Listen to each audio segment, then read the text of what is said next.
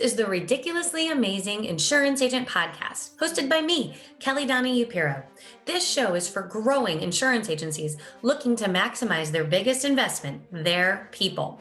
Listen to the top agency performance partners clients share their story on how they boosted their performance by executing a plan. Let's head to the show. Well, hello, everybody. Welcome to the Ridiculously Amazing Insurance Agent Podcast. Super excited to have someone here today that is a new friend, I suppose. We're on our second meeting here today, but Travis Gensler, he actually runs an agency, but also has a little bit of a side group all on how agencies can be more efficient using technology. And really excited to talk to him today about Outlook use, how managers can use some of the Microsoft products to really optimize their day. So Travis, I'll let you explain you because I think you're going to do a better job than me. Well, and I always hate talking about myself, but it's I've been started insurance over 13 years ago now, and first couple of years was captive, saw the writing on the wall, went independent because that's where I think we can actually be ourselves and do what we want to do in this industry. So last couple of years ventured off into the technology side because I saw a need, agents having questions on how to use stuff. And I think it was about a year ago, I started a group on Facebook, Modern Agency 365, that was just about how to use the Microsoft ecosystem, because Microsoft connecting everything together has just kind of created a powerhouse for how we use it in our agency and manage tasks from day to day type of stuff. That's awesome. I know Microsoft has come so far, it feels like, or the coronavirus forced us all to use a lot of tools in there that maybe were hidden and we were reluctant to use, but we hear about it so much more often. And I think because most agencies have to run off of PCs, they're definitely in the Microsoft ecosystem. Would you agree? The funny thing is that I used to be a big Apple and Google person prior to getting into the insurance world. And while you still can use those products, everything in the insurance world is from like 1792, and Microsoft, I think, started right before that. And so naturally, everything's kind of stuck. With that being said, I think Microsoft has turned their ship around and become a lot more user-friendly and connected for small agencies, big agencies, just across the board. Their attitude shifted in the last couple of years. And so, yeah, I would agree. It's kind of the place you have to be if you're in the insurance world. So let's dive in.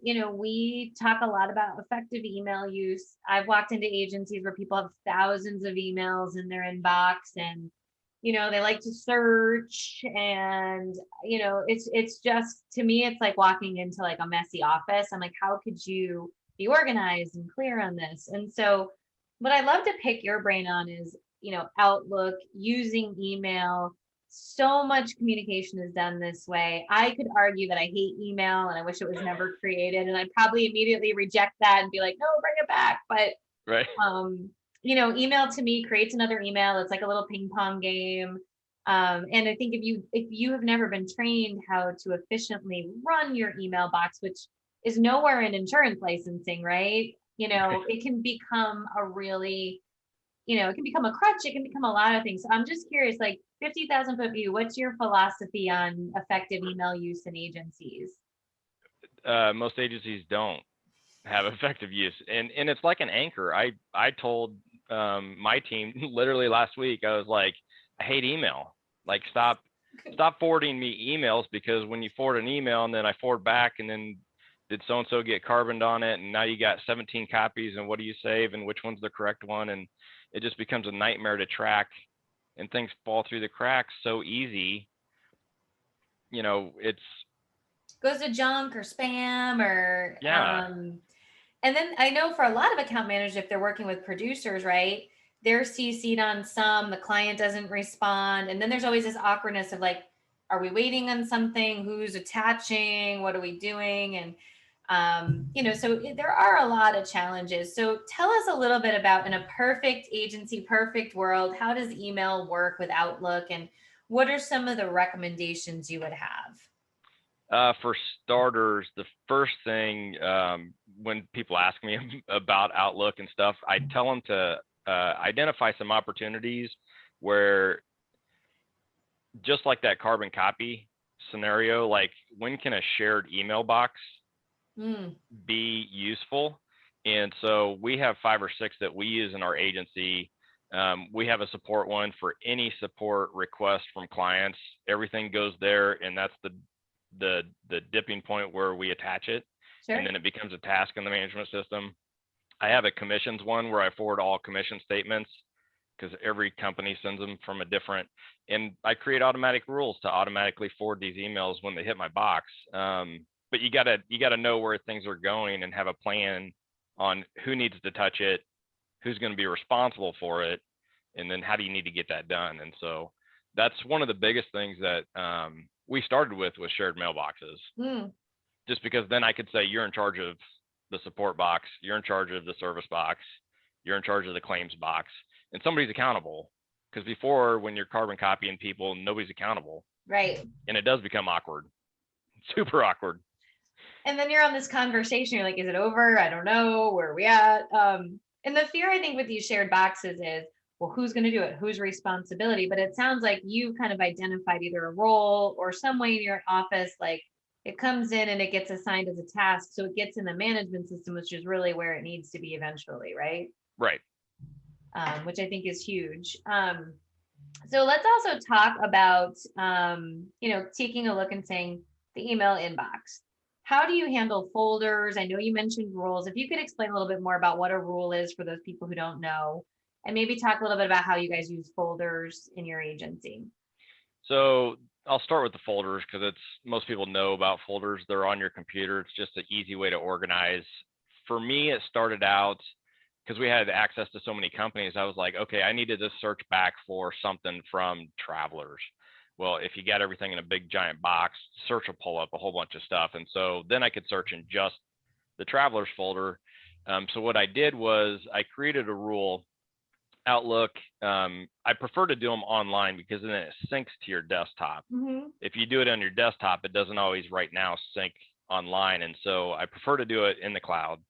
Create a rule, and you can say, if an email comes from somebody at travelers.com, for example, I want it to do this, move it to this folder, and then you can forward it. You can do a whole bunch of tags, officially they call them categories. Sure. So like, if I get one from my underwriter, I can have a red flag category pop on it so I can identify the email real quick.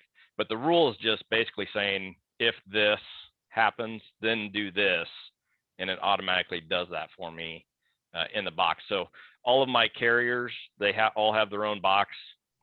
When you break them down into the 80-20, who's your top 20% of the carriers, the rest of them just go into like a PNC folder.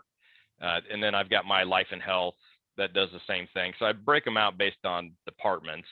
And then we use shared email boxes for the rest of the stuff. But for us, that was how it began, and it's just kind of evolved since then. Well, and it makes sense, right? People get work from 5, 6, 7 different places, right? Mail, faxes, email, meetings, phone calls, all the things, right? So we often describe you have to be kind of the air traffic controller. And if an air traffic controller had 5 or 6 places to track planes, no one would get on one, right? Right. So it's like, we're always like, okay, you got to catch it and put it in the system, catch it and put it in the system, because the system will help prioritize you if you're using your management system the way it should be, right? Right. And email to me is no different. Other than it just creates more email, like the biggest ping pong match on the face of the planet. Right. It's like, I know there's a funny statement. It's like, when a meeting could have been an email. And I'm like, well, when an email could have just been a task, or, just or a chat or something other than that. Yeah. We used to joke. I remember when I first got out of college, I worked at a company, and literally everyone was so busy, but the like email on where everyone was going to order lunch was like a 2-hour thing. And I'm like, we're so busy picking out where people are going to freaking order for lunch. Not a good look. So important though. You got to stay nourished. Right. How about along the same token and with email, Looking at the concept of shutting off your email sometimes, is this something that you're a believer in? What's your strategy that you teach your team? During work hours, like I have the set typical work hour shut off, but I also turn off like all the alerts. I can't stand my phone buzzing every time there's an email, or my computer dinging, or inside of Windows they have the notification center. I shut that stuff off because it becomes super distractive. It's like the shiny thing. It's like, what just happened, and you're diverted away from what you're focusing on. So we kind of, I don't want to say block off time, but we have times where you do that piece of it. Yeah. And that's, to me, it's a filler thing. It's like, okay, I'm done with these tasks. I've got now 10 minutes. Yeah, now I'll check it and see what's important, and then divert where that needs to go. You just gave some people a panic attack because email is kind of an addiction, right? It's like, shut off my email. Yeah. What if somebody needs something? I'm like, well, what do you do at lunch? Like, right. Okay. Right. Shut it down for 5 or 10 minutes. Get used to just even shutting it off. But I love what you said about the pop-ups. It's one of the steps in our time management program is you got to get folders and you got to turn the pop-ups off, because it's just a little distraction, a little break in your attention. And our instinct is, oh, that'll take 2 seconds. Let me go deal with it. And then you look at another email that comes in and you rabbit trail your whole day. Well, and how many of them are emergencies that really aren't emergencies? Like, nothing via email is an emergency. Right. They would have called you if it was that bad. So they expect you to delay your response. It's not like a text message or a phone call. Well, and I think our brains love those 2-minute tasks, right? They're easy, they're brainless. And so it's like we can fill our whole day, but the reshop, the quote, the audit, the complicated stuff, it's like, well, I'm going to wait until everything else is perfect, and then I will have this clean 2 hours to do this. It's like, said no insurance agent ever, Right. You have to be good about batting that stuff out and saying that email will be waiting for me when I am done with this quote. I guarantee it. It's not going anywhere. If anything, with all the carbon copies you were talking about, somebody else may have done it. Right. You save yourself some time. Yeah. And how much time is wasted figuring out if it's done? It's like, okay, well, I'll just wait and check on it and be like, okay, I'll check the management system. That's already been taken care of. Done. Marked as done. Yeah. Or it's already attached for you or whatnot. So let's talk a little bit about unsubscribes and managing your inbox from that way, because, I've had the pleasure of coming in after an employee's departed, and then you look at their inbox and it's like Macy's, Travel Zoo, this. I'm like, oh my gosh, all day long they were not focused on insurance. Right. So is there some easy tips and tricks you have for unsubscribe? I know it takes an extra 2 seconds versus deleting it, but that 2 seconds saves a lot of clutter, right? Oh, it's amazing how much stuff comes in. And I mean, it's kind of a top-down thing. You got to tell your people, like, this is work. Make sure you get a personal email for your personal stuff. And I let them know ahead of time, like, hey, because if you're gone, then I'll give somebody else access to see your emails. And I don't want to pay somebody else to weed through your junk. So it's one of those scenarios where I've even gone in and unsubscribed them from some things that they couldn't let go of. It's like they're hoarders for junk email lists. It's, somebody's got to intervene. And from time to time, I know they're, you can see the capacity on their email box just filling up. It's, teaching them to hit the unsubscribe button, mark it as junk. If it truly is junk, because there's a lot of junk nowadays, make sure you go online. I mark it as junk online because it hits the server. Yeah. And the server understands it better than just putting it in your junk box on your desktop Outlook. But yeah, we cover that topic just really quickly once a month as a reminder, because you got to remind them like 5 million times that no, this isn't. And if you have to have, because account managers and there's industry stuff that we have to do, I actually created a shared email box that I use just for all the junk stuff that is industry stuff that I think I need to see. Right. And I'll go look at it once a month to see if there's something useful. But there's like 400 in there, but I don't put it up. I make sure I have to go log in separately to get to it, so it doesn't distract me. Or you can search, right? Like, hey, I'm looking for this and this comes up. I mean, I think it's somewhat the same. Like, one of my favorite things is a carrier sends an update email, and carriers send email like 700 times a day, right? So you can't read them all. And then the carriers get mad. It's like, well, we emailed everybody. It's like you and 12 other companies. And so we always say, like, if you put it on a carrier, you can search late payment fee for travelers, like, whatever it is. It's not bad for someone in the agency to scan that and talk about it in a meeting, right? Like, here's some carrier updates. But what happens is that you get it, Travis gets it, then he sends it to his whole team who also already got it. Right. And like, there's no actual breakdown of what's important in this email. It's just, let's just make it run all over the agency. So on that topic specifically, we use Microsoft Teams because it's connected to everything else Microsoft. And I have a team specifically for, and I call it carrier resources. Mm-hmm. And then I have a channel for each carrier, and Microsoft Teams lets you forward emails into the channels. So for any of those actually important emails, I'll forward it to the Travelers or Safeco channel where you can search for it. Then we'll talk about it in the meeting, but I tell them to, get off all those other, if And they there's can no way you're going to unsubscribe. remember 12 companies and all their updates. You just have to know where to find the information for when it's ready. That's Right. it. Yep. So you had mentioned out of office, right? So I love what you said there, that, hey, when people are out, you go ahead and give other people access to their inbox. And I love that for a lot of reasons. We actually talk about it in the time management course that we're doing, which is, if I'm sick, I shouldn't come back to all the work I had, plus feel like garbage. Plus, like, people take the call-in stuff. It's a terrible customer experience. It's not working like a team. And honestly, I spend the next day bailing out as opposed to being productive, right? And Right. so, tell us a little bit about like your philosophies. I call out sick today. What are the tools that could help empower? For me, it's the customer doesn't get let down, right? Like, that's the most important part. Yeah, it's because we're talking about communication here, so it's not just communication with the customer. It's communication with the company. It's communication with your teammates. And if you're not communicating in a proper manner or something clear, or giving them access to find the information, then that's just being mean. I mean, if you want to break it down, because that poor rep that answers the phone, she's like, oh, I don't know. There's no notes in here. I can't tell you. I can't give you your answer. And people call because they want an answer. It's being mean to that person is the way I describe it to my staff. And so yeah, giving them access. If they're gone for more than a day, then we leave up the shared access, but we just make sure somebody's like, hey, if something pops up, Right. jump in their box and do it, because they can get access to it. But outside of that, we've really focused on making sure everything's tasked almost as quickly as possible.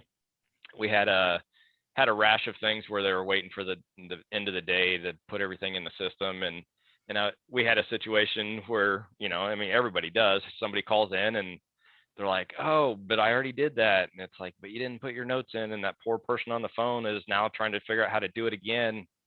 How much time and agency money are we wasting? Because we haven't. And it breaks down to the human error. The humans have to. You can't make it. The system can't do it.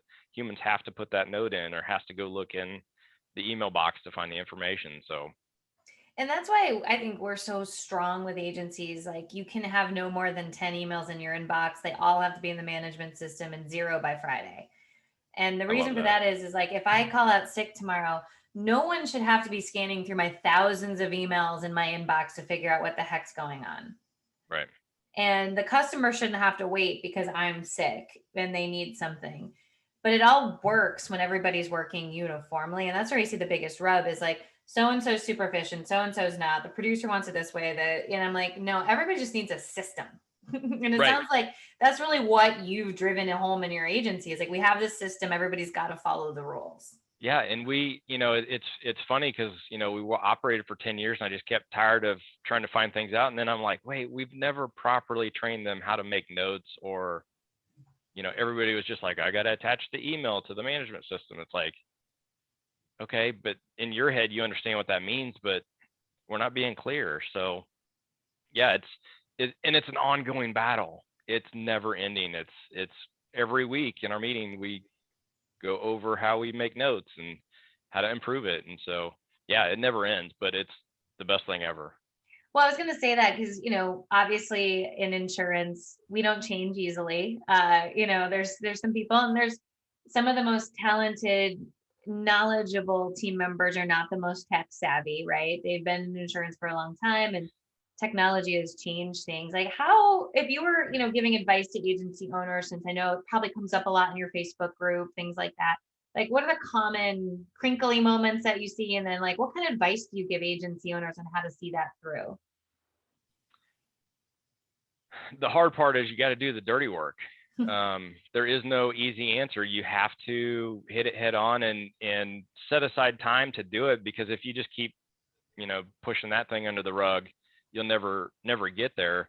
And some people are going to take more energy to get them on the bus than others, because some of them aren't tech savvy. And so, maybe having them have somebody to help them with that piece, just give them a couple extra Starbucks cards to go buy some coffee to, keep them energized. to give so they can keep up with, how do I, attach this thing and how do I name it?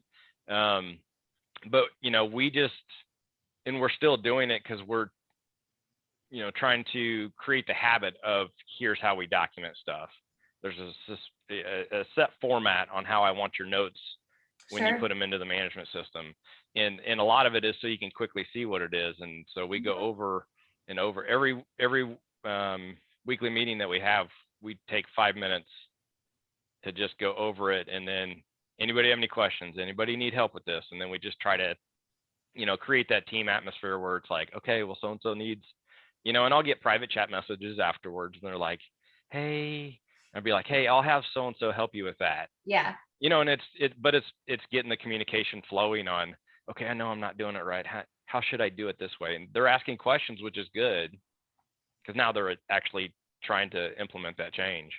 Oh, I love what you said there, because I always say, if we roll something out and we don't get questions, like, I know it's not happening. Like, even like, I don't write that good of a process document. Like, I'm not that good at that. No, but it took probably 4 months for them to start asking questions. Mm-hmm. But I'm like, we have to do it. We have to do it. Well, you set a boundary, right? It's just, this is the way we're going to operate. And, from time to time, we run into agencies, you walk in and it's like, oh, I'm not a technology person. And I would say, I'm not a bikini model either, but I'm going to eat a salad for lunch. Like, when we start using those words, like, I'm not a technology, it puts this boundary up of, oh, I don't have to do it because I'm not a technology person. And I'm always like, right. You know what, but we all have to be in 2021. It's not really an option anymore. No, and that's probably one of the biggest things that last year, as amazing as that year was, and I'm using that as being positive, what it did was it really brought out which agencies were already heading down that path. But I think it opened the eyes of the older agencies. And if you're not good at technology, you're going to have to invest more on training and resources now to catch up, because it's not changing. Or sell. Yeah, or sell. No. Because this is the way the world's going to work moving forward. And if you're not operating on the cloud, or training your people how to, it's going to be a rough road ahead. We had an agency who their biggest competitor in town had no access to the cloud and all paper files. And one of the team members got COVID, and it was like April, May last year, when it was like, it was not just like, go get tested. It was like, they had to shut the office down for 2 weeks. Had no voice over IP, had no option. They were doing the best that they could, but I'm like, that is the reality of what customers can't wait 2 weeks to change a vehicle. And we're all in risk management. Like, I started 4 or 5 years ago, because I've always been big into technology, and I didn't anticipate the pandemic shutting us down. You weren't that good. I want to say I was, but I had created, because I saw a future where we needed to be more mobile, just generally, and having access no matter where we were. And then the pandemic happened, and I'm like, our office didn't skip a beat, because we were already in the cloud. We had VoIP phones. You could operate off your cell phone if you had to. Like, shut our office down, fine. Right. Half of us were already working from home, at least part-time, so. It brings so much flexibility. I mean, I always say, the majority of the workforce in independent agencies is female, which means there are a lot of working mothers. Your kid's going to get sick. Your kid's going to get pink eye. There's going to be a snow day. And before that used to shut the world down, right? Like, right. He's out, kid's got a stomach bug. Now mom can be like, great, here's your saltines and ginger ale and your bucket. Right. And I'm still going to process changes over here. Right. And that might, some people it makes them excited. Some people that means like, oh, now I've got a sick kid and a job. I guess it did ruin snow days forever. Used to get the snow day. I'm from a cold weather state, so it'd be like office is shut down, snow day. Oh yeah. Yeah, my kids were depressed on that. We're like, nope, we gotta work. You still gotta go to school. So we still let them have the last snow day officially, but yeah, it makes a huge difference in how you run your office, and the flexibility is, I think it's appreciated by most. There's still value to being in the office with everybody else and that kind of stuff, but to have the ability to immediately disperse and still operate is I agree. invaluable. Or like, the day the internet comes down or the electricity, like something happens, like go home and work, get out of here. Yeah. We're fine. One topic I do want to talk about is like calendars and all that stuff, right? So it's becoming more apparent. Agency owners have like calendar links and book online and things like that. Producers have come around. Where do you see calendar management? 'Cause I know we're big fans of time blocking, but tell me a little bit about your philosophy on that front, because I'm just curious. Man, it's gone back and forth. So when the calendar links, book yourself, came out, I absolutely loved it because it provided the consumer the power to control and connect with you when it was available, works for them. Go back and forth, when, who, what meeting room. It's like, it's all just you set up your online calendar and you said, okay, here's my meetings.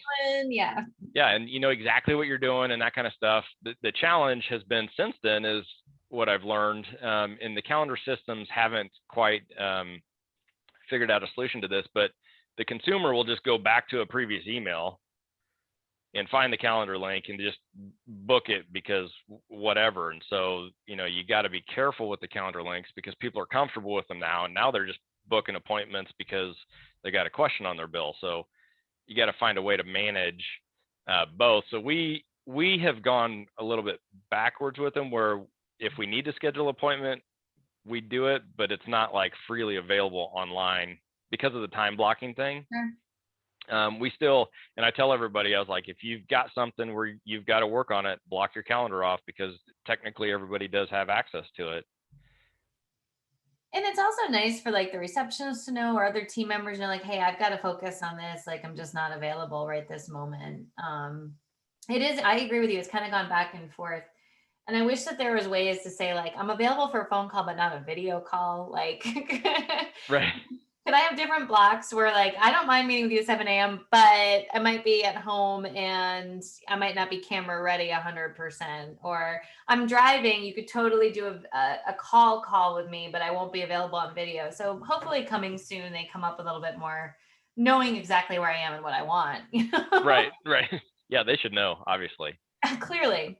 So the other question I have for you is, we deal a lot with, managers, middle managers, leadership teams, and owners just like yourself. And I think the struggle that they always have is like, the management system's great for policy management, but man, I get emails, I get requests all day long. We're dealing with this project management of rolling out different things in the agency, HR stuff. And there doesn't seem to be a great way for them to manage projects and other things. It's kind of like everything's geared up for the policy holders. What tools do you see in Microsoft to help someone in that kind of role? So and Microsoft's really evolved on this side of things the past year and a half. Originally, it was just tasks. You could do tasks. The challenge with tasks Outlook, right? Well, they have a standalone application, but it's integrated with Outlook, so it will sync back and forth. So on your phone, you can have I think it was at one point it was called To Do, Yep, I remember. Like they had like a little notepad almost. Yeah, but the to-do was actually tasks inside of Outlook, so it was the same thing. It just back and forth. But now they're transitioning it to tasks. But they also had another application called Planner, which was more project management. So those things are kind of simplified, and then they just came out with a new one. Well, I'm drawing a blank now. But so it kind of depends on if it's a simple thing, like if it's just a 1 or 2 thing, use the task management tool, because you can see it in Outlook. You can see it inside of Teams. But if you need to have something that's more along the lines of the 1, 2, 3, 4, 5 steps, where you kind of create the bucket, like in progress, not started, completed. If you want something like that, then the Planner application is a little bit more advanced than just the simple tasks. So that's what we use for the outside. I need to redo my website, or I need to track down and evaluate a new phone system, whatever it is. You can slide that over there, and then also include other people in the same thing with you, so you can take notes and do all that jazz with you. So I would look up the Planner. That's huge piece, and they're making it sync with Outlook and inside a team, so it's like all connected. It's really become a powerful tool, and I know there's some agencies that are even using that for simple task management, because their management system doesn't do tasks very well. So I hope not. Yeah, well, because the last couple of years, everybody started using other systems instead of the management system. And so, if somebody fills out a form on your website, you can have it automatically create Got it. a task that somebody has to follow up with it, and then you can make your notes. Track it and things like that. No, that makes a lot more sense. I think that, the manager piece is always interesting, because, sometimes they have books of business, they have like a little piece of everything. And I can see it getting overwhelming. I mean, I run businesses. I know sometimes for me, I've come up with my own system. And I think that that's, it's a piece of insurance. So, one of the things I'm curious just on your outlook, because you're into this, is I'm sure that there's a lot of people listening saying, well, that's great. That's Travis. How many hours does he spend getting this up? Like, that's his thing. We're not like that. We just got to kind of fly by the seat of our pants. Like, how much time do you spend on this stuff? And, I'm also curious on this side, how much time do you think it saves the agency too? Because everything's an investment. Oh, that's the exact word I was going to use. It's an investment, just like anything else. So anything that you do in your office, process procedures, if you're writing down your systems, it's the same concept. The difference is I'm automating it now by setting up these rules or different things. So like anything else, you do have to do the work. Go in, you could take 5 minutes or 30 minutes to set up rules inside of your Outlook. You can, as you go, right click and create a new folder to start organizing your emails, if that's what you need to do. Then go set up the rule. So how much time do I spend on going? I don't know, a couple minutes here and there. Just at this point, it's random. Like if you're trying to tackle the whole thing, yeah, you could spend several hours or even a couple days. But eat the elephant one bite at a time. Just create a folder, create a PNC folder, and then create one for all of your major carriers. And then go create the rule. And in 2 minutes, you can have the rule that it's automatically moving those emails over. And then just do that every couple days or every week. Next thing you know, the power of compound kicks in, and you're like, oh man, I don't spend all this time doing this. Like, if you have to deal with one email, right? Yeah. Like, how much time do you waste? We say that, if you save 5 minutes a day, it's 21.7 hours a year. That's just work days. That's not even weekends. And so it's like, I think that so many people overlook the rules. Oh, it takes 2 seconds. It takes 2 seconds. I'm like, but it breaks your concentration, and it takes more from you when you multiply it by, if you save 5 minutes per person in your agency, it's half a work week a year, And what are you paying them? Like, how much money is that? And I think with some of the automation of rules, like we're big automation people, and my team, they're on board, but they definitely have some like, I don't understand what's happening. It's in the great and powerful Oz, like this automation, I just got this task, or this didn't fire the right way. And I say, I'm of the opinion that I'd rather, if I can automate it, then I can free you up to do better stuff. And you know what? Automation sometimes comes across a speed bump, right? Like I was like the self-driving cars. It's like they were great until it's like sunny and rainy at the same time. But you know, when you're dealing with some of the stuff you're talking about, like rules, there will be some times where an email goes into the wrong place, like for whatever reason. But once, what I try to tell my team is, once we find that though, I can fix it forever from that point forward. Right. With people, I can tell you the same thing 10 times and you may still do the same thing wrong 10 times. So no matter what, there's speed bumps with people and there's speed bumps with automation. One just keeps getting better and better and better the more we teach it, right? And that kind of the outlook that you have as far as some of the automation and things like that. Yeah, a wise person once told me that you can't fix people, and so let the robots do it. I might have just made that up, but it's true. The people will continue because they've got their habits, and you don't know what their environment is or their life. We are imperfect. And my father-in-law manages people worldwide, and so he told me at one point in time that people generally, and there's exceptions to the rule, but they can only improve approximately 25% if they want to. Wow. And so like if you're in that position where you're like, this person, are they gonna, like, is that 25% gonna be enough for me to be satisfied? Okay, so to back up, there's been sometimes I've went and set the rules up myself in their email box to make sure it got done, because I know how much I'm paying them, and I know how much them moving that email from this box to that box cost me. I agree. Or like then it just gets stuck in the inbox, and then you want to like have a panic attack when you see like what is going on in there. That's my initial. People actually come up to me, be like, "You're not gonna like my inbox," and I'm like, "What's in there?" Yeah. You know, it is absolutely hysterical though, because I've been hired to coach people just to get their inboxes down.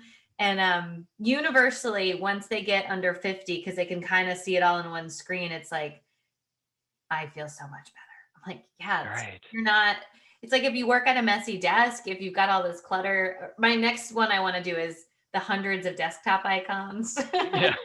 It's always like, what is all that? There's folders, people. I'm going to use that eventually. Yeah, you gotta take that plunge next. So as we kind of wind down here, any like cool plugins or anything that you recommend for agencies, or you know, like anything we didn't cover basically that you feel would be important for agencies to know about? I think one of the biggest things, if you're using the Microsoft 365 platform in your office, just look at what's included in there. And there's so much stuff packaged in there, and they keep adding stuff to it, that most agencies, if you just use that, would simplify a lot of stuff that you're trying to buy all these little extra gizmos and gadgets and softwares for.